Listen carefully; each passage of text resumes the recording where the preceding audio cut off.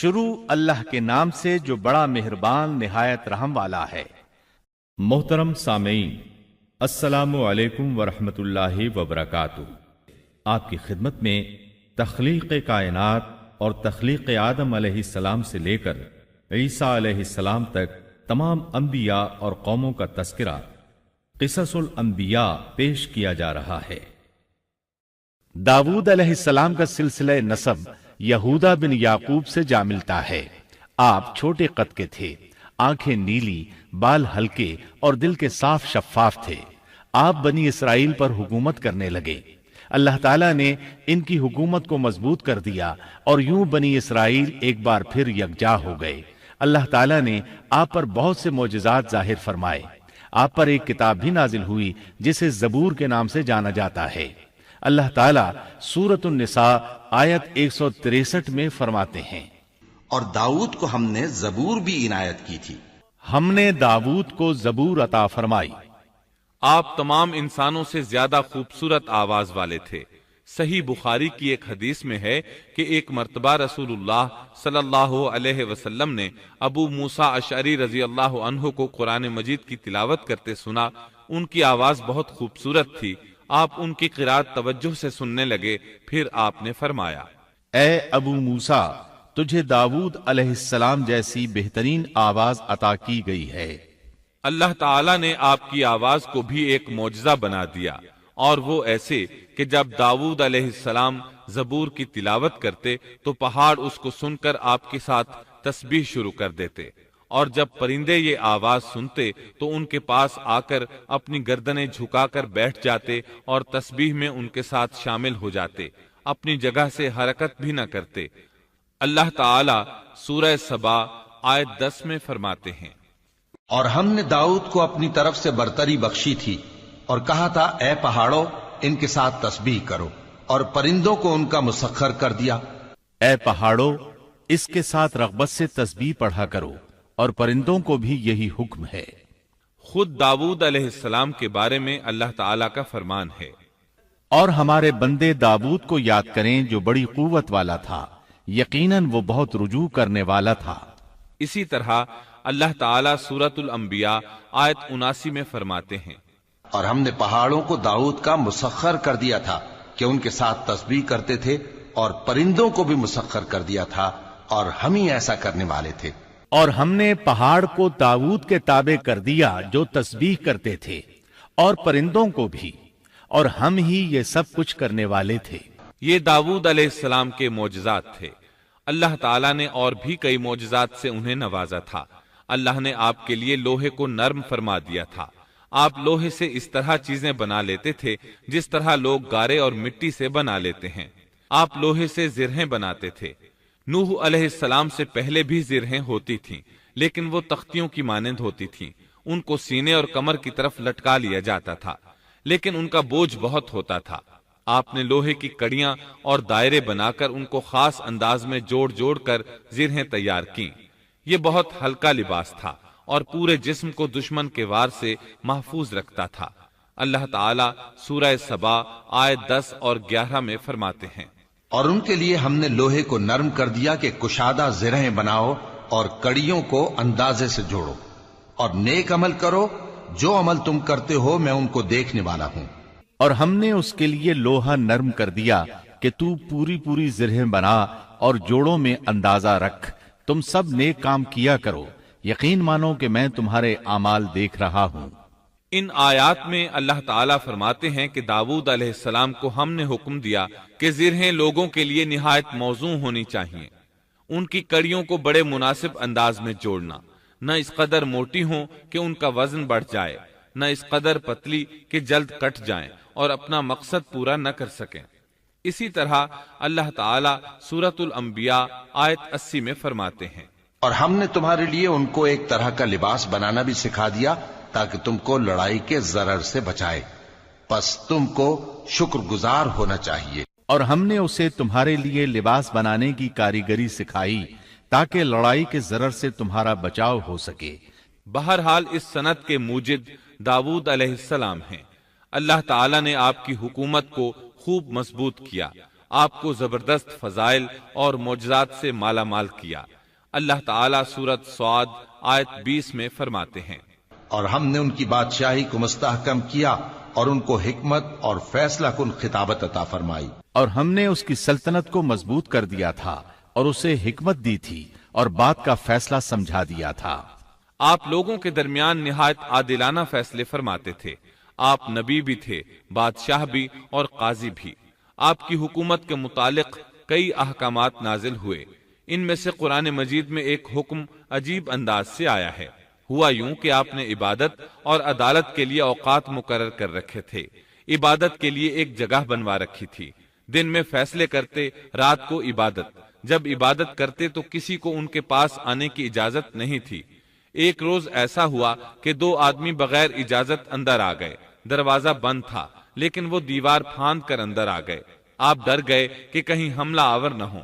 اللہ تعالیٰ سورۃ صاد آیت 21 اور 22 میں فرماتے ہیں، اور کیا تجھے جھگڑا کرنے والوں کی بھی خبر ملی جبکہ وہ دیوار پھاند کر محراب میں آ گئے؟ جب یہ داؤد کے پاس پہنچے تو وہ ان سے ڈر گئے۔ وہ کہنے لگے، خوف نہ کیجیے، ہم مقدمہ کے 2 فریق ہیں، ہم میں سے ایک نے دوسرے پر زیادتی کی ہے، لہٰذا آپ ہمارے درمیان حق کے ساتھ فیصلہ کر دیجئے اور ناانصافی نہ کیجیے اور ہمیں سیدھی راہ بتا دیجئے۔ داؤد علیہ السلام نے فرمایا، بتاؤ تمہارا کیا مسئلہ ہے؟ ان میں سے ایک نے کہا، یہ میرا بھائی ہے، اس کے پاس 99 دمبیاں ہیں اور میرے پاس ایک ہی دمبی ہے، لیکن یہ مجھ سے کہہ رہا ہے کہ اپنی یہ ایک بھی مجھے دے دے اور مجھ پر بات میں بڑی سختی برتتا ہے۔ اس آیت کی تفسیر میں ہے کہ ایک دمبی والے بھائی نے کہا، یہ میرا بھائی بہت چالاک ہے، برے طریقے سے بات کرتا ہے، کہتا ہے کہ میری دمبیاں چرنے جاتی ہیں تو اس اپنی ایک دمبی کو بھی ان کے ساتھ بھیج دیا کرو۔ جب میری دمبی اس کی دمبیوں کے ساتھ آنے جانے لگ گئی تو اب یہ کہتا ہے کہ یہ بھی میری ہے، اب میں خالی ہاتھ ہوں۔ اس طرح میں اس کے ظلم کا نشانہ بن چکا ہوں۔ داؤد علیہ السلام نے فوراً کہا، اس کا اپنی دمبیوں کے ساتھ تیری ایک دمبی ملا لینے کا سوال واقعی تیرے اوپر ایک ظلم ہے، اور اکثر حصے دار اور شریک ایسے ہی ہوتے ہیں کہ ایک دوسرے پر ظلم کرتے ہیں، سوائے ان لوگوں کے جو ایمان لائے اور جنہوں نے نیک عمل کیے، اور ایسے لوگ بہت ہی کم ہیں۔ داؤد علیہ السلام نے دوسرے بھائی کی بات سنے بغیر ہی اسے ظالم ٹھہرا دیا۔ آپ کا فیصلہ سنتے ہی دوسرا بول اٹھا، آپ نے میری بات تو سنی ہی نہیں اور فیصلہ دے دیا، پہلے آپ میری بات تو سنتے۔ داؤد علیہ السلام فوراً بھانپ گئے کہ ان سے غلطی ہوئی ہے اور سمجھ گئے کہ یہ اللہ تعالیٰ کی طرف سے آزمائش ہے۔ آپ نے فوراً توبہ کی، اللہ کی طرف رجوع کیا اور استغفار کرنے لگے۔ اور داؤد سمجھ گئے کہ ہم نے انہیں آزمایا ہے، پھر تو اپنے رب سے استغفار کرنے لگے اور عاجزی کرتے ہوئے سجدے میں گر پڑے اور پوری طرح رجوع کیا۔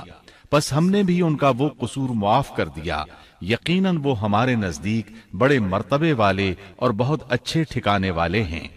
اس کے بعد اللہ تعالیٰ سورۃ صاد آیت 26 میں فرماتے ہیں، اے داؤد، ہم نے تمہیں زمین میں خلیفہ بنا دیا، تم لوگوں کے درمیان حق کے ساتھ فیصلہ کیا کرو اور اپنی نفسانی خواہش کی پیروی نہ کرو، ورنہ وہ تمہیں اللہ کی راہ سے بھٹکا دے گی۔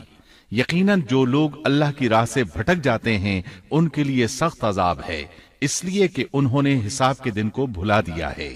اس طرح داؤد علیہ السلام اللہ تعالیٰ کے اس فرمان کے مطابق فیصلے کرنے لگے۔ اللہ کے ہاں ان کا احترام اور اکرام اور بڑھ گیا۔ آپ کثرت سے روزے رکھتے اور خوب عبادت کرتے۔ آپ اس وقت تمام انسانوں سے بڑھ کر اللہ کی عبادت کرنے والے تھے۔ امام بخاری نے ایک حدیث نقل کی ہے جس کے الفاظ کچھ اس طرح ہیں، اللہ تعالیٰ کے نزدیک سب سے محبوب نماز داؤد علیہ السلام کی نماز ہے، اور اللہ تعالیٰ کی طرف سب سے محبوب روزہ داؤد علیہ السلام کا روزہ ہے۔ وہ رات کا آدھا حصہ نیند فرماتے، اس کے بعد تہائی رات قیام کرتے اور رات کے چھٹے حصے میں سو جاتے تھے۔ ایک دن روزہ رکھتے اور ایک دن روزہ چھوڑ دیتے تھے۔ لڑائی میں جب دشمن سے مقابلہ ہوتا تو بھاگتے نہیں تھے۔ اس حدیث میں نفل نماز یعنی نماز تہجد اور نفلی روزے کا ذکر ہوا ہے۔ بہرحال یہ وہ صفات ہیں جو داؤد علیہ السلام کے بارے میں حدیث رسول میں آئی ہیں۔ اللہ تعالیٰ نے سورہ سبا آیت 13 میں ان کی تعریف کرتے ہوئے ان کی آل کو اللہ کا شکر ادا کرنے کا حکم دیا۔ اے آل داود، اس انعام کے شکریہ میں نیک عمل کرو۔ داؤد علیہ السلام کی ایک صفت یہ تھی کہ آپ بہت شکر گزار تھے، اور ایسے لوگ کم ہی ہوتے ہیں، جیسا کہ سورہ سبا آیت 13 میں اللہ تعالیٰ فرماتے ہیں۔ داؤد علیہ السلام میں جیسے دیگر بہت سی خوبیاں تھیں، وہاں ایک بہت عظیم خوبی یہ بھی تھی کہ وہ ایک بادشاہ ہونے کے باوجود ایک درہم بھی سلطنت کے بیت المال سے نہیں لیتے تھے، اپنا اور اپنے اہل و عیال کا بوجھ خود اٹھاتے تھے، اور اپنی محنت اور ہاتھ کی کمائی سے حلال روزی حاصل کر کے اپنے اہل و عیال کو کھلاتے تھے۔ داؤد علیہ السلام کی اس عظیم صفت کو نبی کریم صلی اللہ علیہ وسلم نے یوں بیان کیا ہے، صحیح بخاری میں ہے، کسی انسان نے اس شخص سے بہتر روزی نہیں کھائی جو خود اپنے ہاتھ سے کما کر کھاتا ہے۔ اللہ کے نبی داؤد علیہ السلام بھی اپنے ہاتھ سے کام کر کے روزی کھایا کرتے تھے۔ بعض مفسرین بیان کرتے ہیں کہ داؤد علیہ السلام دعا مانگا کرتے تھے کہ اے میرے اللہ، کوئی ایسی صورت پیدا کر دے کہ میرے لیے ہاتھ کی کمائی آسان ہو جائے، کیونکہ میں بیت المال پر اپنا بوجھ نہیں ڈالنا چاہتا۔ تو اللہ تعالیٰ نے آپ کی اس خواہش کو اس فضیلت کے ساتھ قبول فرمایا کہ ان کے ہاتھ میں لوہے کو موم کی طرح نرم کر دیا، جس سے وہ زرہیں بناتے اور انہیں فروخت کر کے اپنے اہل و عیال کی کفالت کرتے۔ داؤد علیہ السلام نے کتنی عمر مبارک پائی، اس میں اختلاف ہے، چنانچہ اس کے متعلق مورخین کے اقوال کے علاوہ کوئی مستند بات نہیں ملتی۔ عبداللہ بن عباس رضی اللہ عنہما فرماتے ہیں کہ داؤد علیہ السلام کی وفات ہفتے کے دن اچانک ہوئی۔ وہ ہفتے کے دن مقررہ عبادت میں مشغول تھے اور پرندے قطارے باندھے ان پر سایہ فگن تھے کہ اچانک اس حالت میں ان کا انتقال ہو گیا۔ اس کے بعد آپ کے فرزند ارجمند نے امور سلطنت کو سنبھال لیا۔ یہ سلیمان علیہ السلام تھے۔ اللہ تعالیٰ نے آپ کو بہت سی خوبیاں اور معجزات عطا فرمائے۔